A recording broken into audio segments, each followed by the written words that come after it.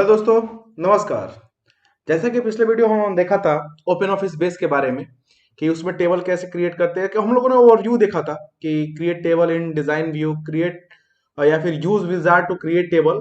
और यहाँ हम लोगों ने फॉर्म क्वेरीज के बारे में देखा था। ये एक्चुअली है क्या चीज, और इसका मैंने इंस्टॉलेशन पिछले वीडियो में बताया था।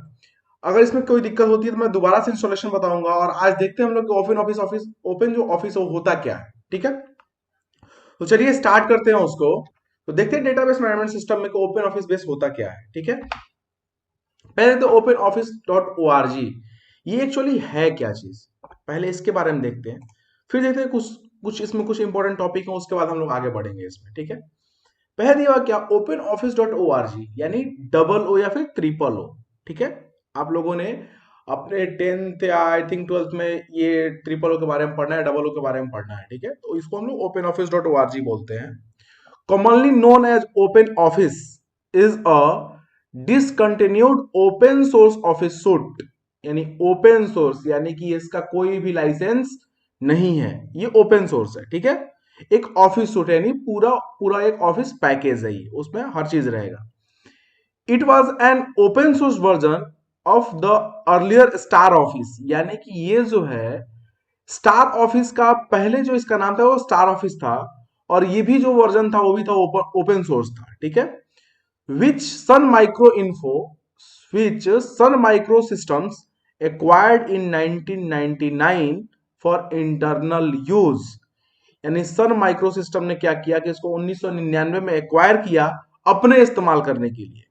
यानी कि ये तो एक ओपन सोर्स था, तो कोई भी क्या करेगा उसको अपने लिए एक्वायर कर लेगा और एक्वायर करके अपना काम उस पर वो कर सकता है। तो उस समय क्या किया माइक्रोसॉफ्ट इन्फो ने या फिर माइक्रो सिस्टम्स ने 1999 में इसको एक्वायर किया अपने इंटरनल यूज के लिए। अभी उसको पब्लिकली पब्लिश नहीं किया था, वो सिर्फ अपने इस्तेमाल के लिए उसको एक्वायर किया।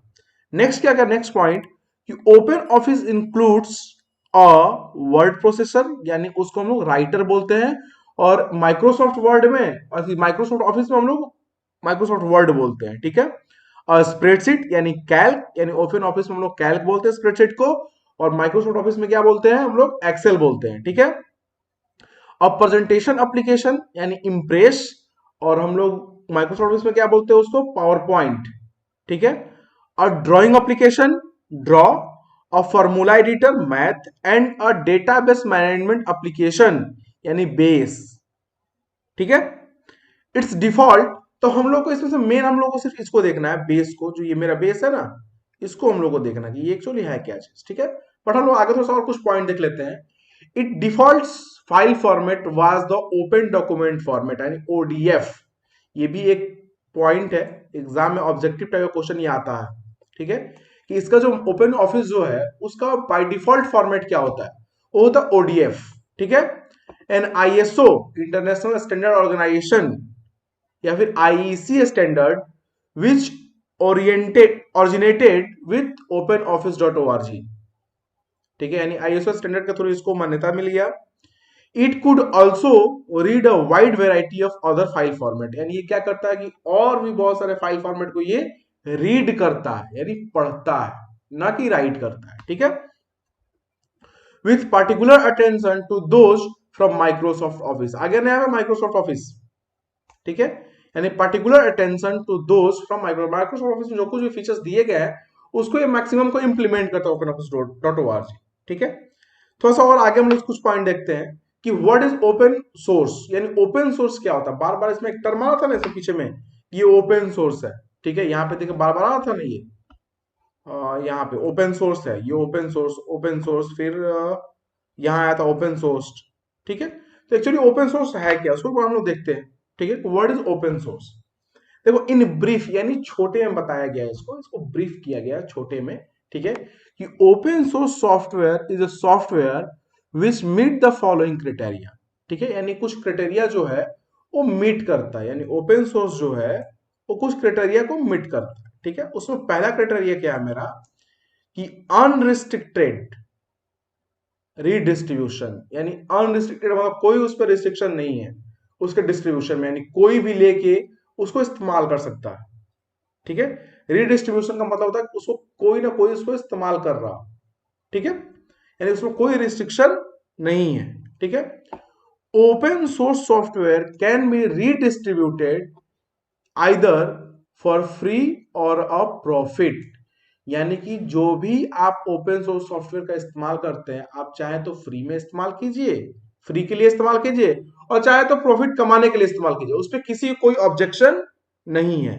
लेकिन जो सोर्स यानी जिसका लाइसेंस है, जैसे माइक्रोसॉफ्ट ऑफिस जो है उसको आपको खरीदना पड़ता है, उसका एक लाइसेंस की होता है, ठीक है, जो माइक्रोसॉफ्ट प्रोवाइड कराता है। लेकिन उसको आप ट्रायल वर्जन में आप अपने किसी प्रॉफिट के लिए इस्तेमाल करेंगे, उसमें आपको दिक्कत हो सकती है, ठीक है। इसलिए ज्यादातर सॉफ्टवेयर ओपन सोर्स बनाया जाता है ताकि आपको दिक्कत ना हो। अभी फिलहाल जो प्रेजेंट टाइम है, इसमें मैक्सिमम सॉफ्टवेयर जो है पेड सॉफ्टवेयर आ गए हैं, लाइसेंस सॉफ्टवेयर आ गए हैं, ठीक है। नेक्स्ट पॉइंट क्या दिया हुआ है कि सोर्स कोड, ठीक है, द सोर्स कोड या blueprint for the software must be made available, and जो इसका सोर्स कोड है वो सबके लिए अवेलेबल है, यानी जो उसमें जो उस सॉफ्टवेयर की कोडिंग की गई है, यानी ओपन ऑफिस जो है उसकी जो कोडिंग की गई है वो कोड सबके लिए अवेलेबल है, यानी उसका जो ब्लूप्रिंट है वो सबके लिए अवेलेबल है। आप चाहे तो उसमें अपने से, अगर आपको उतना नॉलेज है तो आप अपने चेंज कर कुछ अपने लिए बना लीजिए उसमें से, उसमें कोई दिक्कत नहीं होगी, ठीक है, और उसमें कोई रिस्ट्रिक्शन नहीं है। इसलिए इस ओपन सोर्स में फायदा ये होता है कि आप उस कोड को अपने पास भी रख सकते हैं, ठीक है। एक पॉइंट और दिया हुआ है डिराइव्ड वर्क, डिराइव्ड मतलब कहीं से लिया हुआ कुछ काम जो है वो भी कर सकता है। The source code can be use to produce derived work, यानी जो सोर्स कोड आप लेंगे वो तो आपका मेन कोड तो वही रहेगा, ठीक है। आप चाहे तो उसमें कुछ ऐड कर दीजिए, यानी उस कोड को डिराइव अपने पास ले लीजिए और उसमें चाहिए तो कुछ और ऐड कर दीजिए, ठीक है, तो वो डिराइव्ड वर्क कहलाएगा, ठीक है। तो वही ओपन सोर्स कहलाता है, ठीक है। आगे हम लोग थोड़ा सा ओपन ऑफिस बेस के बारे में देखते हैं कि ओपन ऑफिस बेस एक्चुअली होता क्या है, ठीक है। तो ये कुछ पॉइंट्स मैंने 3-4 पॉइंट लिए हुए हैं और थोड़ा सा लेंदी पॉइंट्स है, बट इसको समझना बहुत जरूरी है क्योंकि ये टॉपिक मेरा बहुत इंपॉर्टेंट है, ठीक है। इससे मैक्सिमम क्वेश्चन आना ही आना होता है किसी भी एग्जाम में। तो स्टार्ट करते हैं इसको पहला पॉइंट कि बेस, यानी ओपन ऑफिस बेस जो है उसमें जो बेस है, यहां पॉइंट दिया बेस, ठीक है। Base is a fully featured desktop database management system, यानी जो ओपन ऑफिस बेस है ये डेस्कटॉप ही के लिए ही अवेलेबल है, ठीक है। Desktop database management system and desktop DBMS है ये, design to meet the need of broad array of user. Array का मतलब होता है मोर देन वन यूजर, मान के चलिए वो यूजर किसी भी टाइप का हो सकता है, मेल फीमेल ट्रांसजेंडर रोबोट कोई भी हो सकता है, ठीक है। From tracking of personal CD, यहां पर्सनल सीडी नहीं, यहां पर्सनल आईडी होगा, आईडी कलेक्शंस, यानी क्या करेगा वो जो यूजर होगा, जो मल्टीपल यूजर होगा, वो अपना एक्टिविटी, कोई पर्सनल एक्टिविटी जो है उसको ट्रैक करेगा या फिर कलेक्ट करेगा, ठीक है। To producing a corporate monthly departmental sales report, यानी ओपन ऑफिस बेस का इस्तेमाल हम लोग अपने कॉर्पोरेट यानी अपने बिजनेस में भी हम लोग इस्तेमाल कर सकते हैं किसी भी काम को करने के लिए। जैसे यहां पे दिया हुआ है मंथली डिपार्टमेंटल सेल रिपोर्ट, ठीक है, मंथली डिपार्ट यानी हम कोई भी काम कर रहे हैं मंथली वाइज तो उसको दिखाने के लिए, ठीक है। अब हम लोग आते हैं सेकंड पॉइंट पे कि base offers wizard to help users new to database design, to create tables, queries, form and reports along with a set of predefined table definitions for tracking assets, customers, sales orders, invoices and much more। तो कह रहा है क्या कि जो open office base है हमें कुछ विजार्ड प्रोवाइड कराता है न्यू डेटाबेस क्रिएट करने के लिए, न्यू टेबल क्रिएट करने के लिए, न्यू यूजर क्रिएट करने के लिए, ठीक है। इसमें से कुछ कुछ प्री डिफाइंड यानी पहले से ही डिफाइंड रहते हैं, या फिर चाहिए तो आप अपने से भी कुछ क्रिएट कर सकते हैं, ठीक है। जैसे यहाँ पे क्या दिया हुआ फर्स्ट पॉइंट में, यहाँ पे देखिए कि with the set of predefined tables, यानी पहले से डिफाइंड कुछ टेबल रहते हैं for tracking assets, customers, sales orders, invoice and much more, ठीक है। तो ये पहले से कुछ डिफाइंड टेबल है, मैं आपको दिखाऊंगा आगे जब मैं ओपन बेस जब इंस्टॉल करूंगा और दिखाऊंगा तब आपको क्लियर दिखेगा कि उसमें कैसे प्रीडिफाइंड डेटा प्रीडिफाइंड टेबल दिए हुए हैं। चाहे तो आप खुद से टेबल क्रिएट कीजिए, चाहे तो खुद से फॉर्म क्रिएट कीजिए, ठीक है। तो ये आपके ऊपर डिपेंड करता है।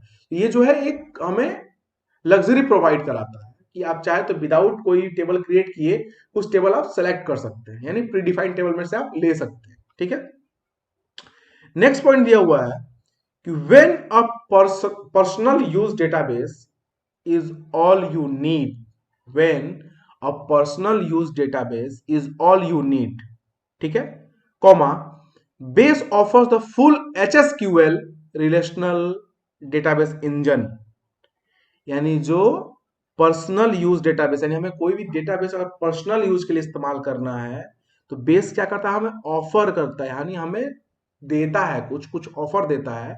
क्या? फुल HSQL, यानी HSQL को अगर आप देखिए तो ये स्ट्रक्चर्ड क्वेरी लैंग्वेज का एक पार्ट है।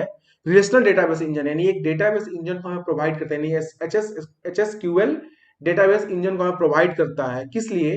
कॉन्फ़िगर्ड फॉर सिंगल यूजर, यानी किसी एक यूजर को कॉन्फ़िगर करने के लिए, ना कि मोर देन वन डेटा। मतलब मान लीजिए अगर पर्सनल यूज करना है तो एक ही आदमी ना यूज करेगा, बार बार कोई अलग अलग आदमी यूज करेगा।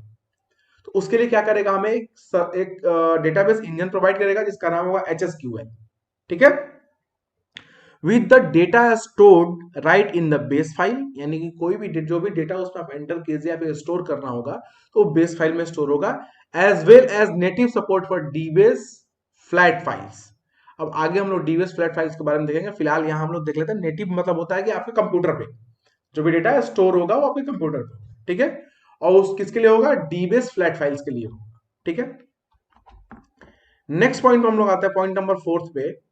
क्या दिया कि for power users in the enterprise, यानी इंटरप्राइज का मतलब होता है एक ऑर्गेनाइजेशन, एक ऑर्गेनाइजेशन में अगर पावर यूजर यानी मोर देन वन यूजर है तो पर्सनल डेटा कहलाएगा नहीं, वो तो पूरे ऑर्गेनाइजेशन का डेटा कहलाएगा। ठीक है, enterprise base delivers native supports drivers, यानी कुछ ड्राइवर सपोर्ट कराएगा जो ओपन ऑफिस बेस है, for a variety of multi user database engine, यानी किसके लिए, मल्टी यूजर के, यानी मोर देन वन यूजर के, यानी पूरे ऑर्गेनाइजेशन के लिए क्या करेगा, एक इंजन प्रोवाइड कराएगा जिसका नाम होगा MySQL।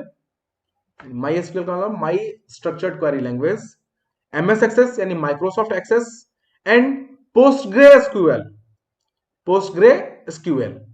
In the edition support for JDBC, यानी जावा का एक ड्राइवर है ये जिसको सपोर्ट करेगा वो, और ODBC, यानी जो जावा का ये दोनों जावा का ड्राइवर है, JDBC और ODBC। ठीक है, इन ड्राइवर्स को क्या करेगा, कनेक्ट करने के लिए, यानी डेटाबेस कनेक्टिविटी के लिए प्रोवाइड कराएगा। ठीक है, यहां देखिए दिया हुआ है कि standard drivers allows you to connect to virtually any database, यानी किसी भी डेटाबेस से कनेक्ट करने के लिए हमें JDBC और ODBC की आवश्यकता पड़ेगी। ठीक है, तो आगे हम लोग देखेंगे JDBC ODBC क्या होता है और MySQL का क्या काम है। ठीक है, और हम लोग थोड़ा सा MS एक्सेस के बारे में देखेंगे। जो मेरा मेन फोकस रहेगा वो रहेगा ओपन ऑफिस बेस पे, यानी हम लोग को सिर्फ इसी पे फोकस रहेगा मेन हम लोग। ठीक है, और हम लोग इसको दो तरह से क्रिएट करेंगे। पहला जो क्रिएशन होगा वो होगा UI के थ्रू, यानी जो भी ओपन ऑफिस बेस दिखाएगा हमें उससे हम लोग क्रिएट करेंगे। ठीक है, और साथ हम लोग कुछ क्वेरी के बारे में पढ़ेंगे, क्वेरी हम लोग कैसे क्रिएट करेंगे। ठीक है, तो हम लोग इसको आगे और देखेंगे, और साथ में हम लोग इंस्टॉलेशन इसका देखेंगे, इंस्टॉलेशन इसको एक बार हम लोग कैसे और अच्छे से इंस्टॉल करके कॉन्फ़िगर कर सके। Okay, thank you.